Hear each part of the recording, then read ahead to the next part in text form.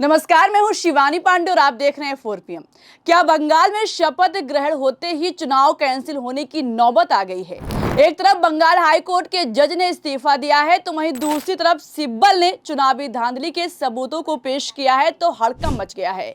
खबर है कि सुप्रीम कोर्ट भी ज्ञानेश कुमार पर जबरदस्त भड़का है और कैसे मोदी सरकार की लंका लगाई है, इस पर जानकारी देने के लिए प्रियंका जी मौजूद हैं। प्रियंका जी, पहले तो बंगाल में एसआईआर करने वाले जज ने इस्तीफा दिया और अब सिब्बल ने जैसे पोल पट्टी खोल दी है, ऐसे में सुप्रीम कोर्ट में ज्ञानेश कुमार का क्या होगा क्या? जिस तरीके से बंगाल चुनाव के नतीजों के बाद सुप्रीम कोर्ट भड़का है, ऐसे हालातों में सिर्फ ज्ञानेश कुमार की कुर्सी नहीं जाने वाली है, बल्कि ज्ञानेश कुमार के जेल जाने की नौबत आ गई है। तो किस तरीके से सुप्रीम कोर्ट के वरिष्ठ वकील कपिल सिब्बल के सबूतों के आगे बंगाल चुनाव के नतीजे फंस गए हैं, आपको बताएंगे। लेकिन खबर में सबसे पहले शुरुआत जज के इस्तीफे से करते हैं। जज साहब का एक तरफ इस्तीफा हुआ है, वहीं दूसरी तरफ चुनाव आयोग कैसे बंगाल में बुरी तरीके से फंस गया है। खबर देखिए, आप अच्छे से जानती हैं कि किस तरीके से बंगाल में एसआईआर करवाने वाले कोलकाता हाई कोर्ट के पूर्व चीफ जस्टिस टी.एस. शिवज्ञानम ने अपने पद से अचानक से इस्तीफा दे दिया है। एक तरफ बंगाल चुनाव के नतीजे निकलकर सामने आए हैं, वहीं दूसरी तरफ एसआईआर करवाने वाले जज जो कि अध्यक्ष थे ट्रिब्यूनल के, उन्होंने आखिर क्यों इस्तीफा दे दिया है, इसको लेकर लगातार सवाल किया जा रहा है। दावा तो किया जा रहा है कि व्यक्तिगत कारणों से ये इस्तीफा हुआ है। फिलहाल ये व्यक्तिगत कारण है या फिर कि धनखड़ की तरह इसमें भी कोई थ्योरी है, इसको लेकर वरिष्ठ पत्रकार ने बड़े दावे किए हैं। आपको बता दें शिवानी कि अब जज साहब के ये अंतर आत्मा की आवाज है या फिर कि जज साहब सुप्रीम कोर्ट के एक्शन के बाद एसआईआर के खेल से खुद को बाहर करना चाहते हैं, इसको लेकर उनके इस्तीफे के बाद बड़ा खुलासा हो गया है। खबर निकलकर सामने आई है कि ये जो चीफ जस्टिस रह चुके हैं शिवज्ञानम, इन्होंने चुनाव आयोग से ज्यादा बंगाल चुनावों में एसआईआर की अर्जियों को निपटाया है। मतलब पूरा चुनाव आयोग जो काम नहीं कर पाया है, वो कैसे एक जज ने कर दिया है, इसके लिए आप जनसत्ता की खबर देखिए।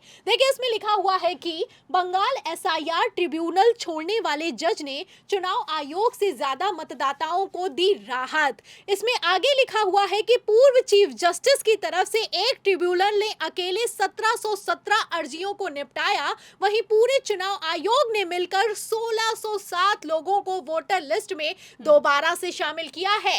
इसमें लिखा हुआ है कि 27 लाख से ज्यादा अर्जियां पेंडिंग पड़ी रही, लेकिन फिर भी अधूरी वोटर लिस्ट पर बंगाल का चुनाव संपन्न हो गया। तो ऐसे में आप समझ सकती हैं कि आखिर क्यों जज ने अचानक से इस्तीफा दे दिया है।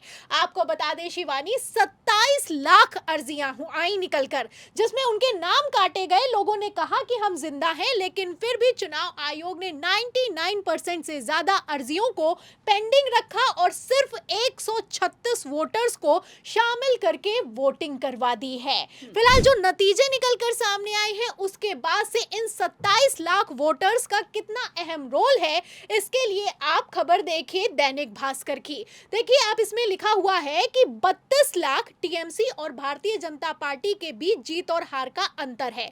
इसमें एसआईआर के जरिए हर एक सीट पर 30,000 से ज्यादा वोट्स काटे गए हैं। ऐसे में आप समझ सकती हैं कि हार जीत के अंतर से हर सीट पर ज्यादा वोट कटे हैं। इसमें लिखा हुआ है कि 176 सीटें ऐसी हैं जहां पर जितने वोट काटे गए हैं, उतने ही मार्जिन से भारतीय जनता पार्टी चुनाव जीत गई है। तो फिलहाल ऐसे में आप समझ सकती हैं कि बंगाल के चुनावों में कितना तगड़ा खेला हुआ है और इस खेल को अब वरिष्ठ सुप्रीम कोर्ट के वकील कपिल सिब्बल ने एक्सपोज कर दिया है। कपिल सिब्बल की तरफ से बकायदा ट्वीट किया गया है और उन्होंने लिखा है कि 19 ट्रिब्यूनल के हेड रह चुके जस्टिस टी.एस. शिवज्ञानम ने 1777 में से 1717 अर्जियां निपटा दी, लेकिन पूरा चुनाव आयोग जानबूझकर 96% से ज्यादा अर्जियों को पेंडिंग रख के अधूरी वोटर लिस्ट पर चुनाव करवा चुका है। सिब्बल लिखते हैं कि चुनाव आयोग ने जो किया है उसके लिए ये जिंदाबाद और भारतीय जनता पार्टी कैसे बंगाल का चुनाव जीती है ये अब समझ में आ रहा है। तो सबूत दर सबूत निकलकर सामने आ रहे हैं। आपको बता दें कि इसी के खिलाफ ममता बनर्जी ने सुप्रीम कोर्ट में जाने की तैयारी पूरी कर ली है। ममता बनर्जी ने अभी तक अपने पद से इस्तीफा नहीं दिया है और बंगाल में शपथ ग्रहण समारोह हो चुका है। ममता बनर्जी को राज्यपाल ने उनके पद से बर्खास्त कर दिया है।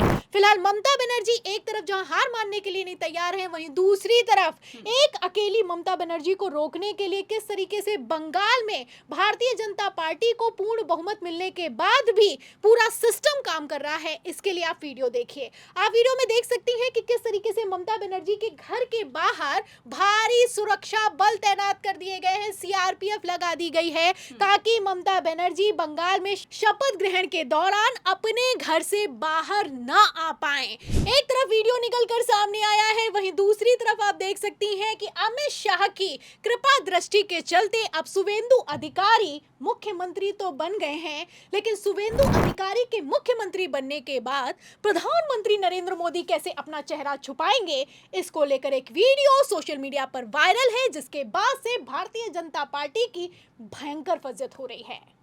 कैमरा के सामने, टीवी कैमरा के सामने कितना लाए हो? अच्छा, लाओ लाओ, और ऐसे कुर्ते में रख देते हैं।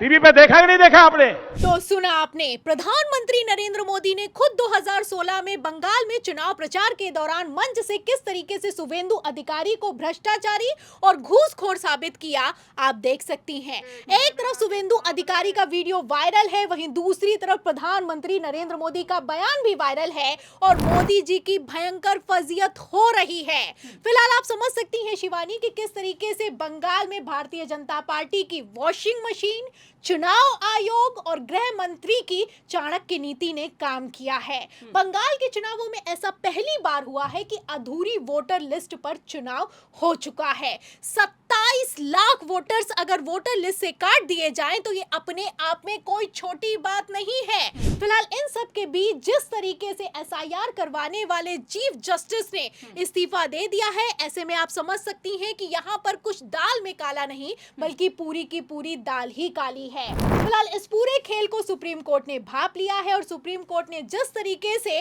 बंगाल चुनाव के नतीजे आते ही मुख्य चुनाव आयुक्त के नियुक्ति पैनल को लेकर एक्शन लिया है, ऐसे में आप समझ सकती हैं कि कुछ तो बड़ा होने वाला है। सुप्रीम कोर्ट का कहना है कि सरकारें चुनाव आयोग को स्वतंत्र रखने में नाकाम साबित हुई हैं। मतलब चुनाव आयोग नहीं स्वतंत्र है तो चुनाव कैसे निष्पक्ष हो सकता है, स्वतंत्र हो सकता है, इसको लेकर सुप्रीम कोर्ट क्या एक्शन लेगा और क्या ज्ञानेश कुमार की कुर्सी गई तो बंगाल का चुनाव फंसेगा, ये देखना होगा। तो बिल्कुल, तो चुनाव आयोग से लेकर भाजपा का पूरा सिस्टम जैसे बंगाल चुनाव में बेनकाब हुआ, ऐसे में सुप्रीम कोर्ट के एक्शन से अगर ज्ञानेश कुमार की कुर्सी गई तो क्या होगा, इस पर आपको क्या लगता है? अपनी राय बताइएगा। वीडियो को लाइक और शेयर कीजिएगा, ज्वाइन कीजिएगा। देखते रहिए 4 PM। नमस्कार।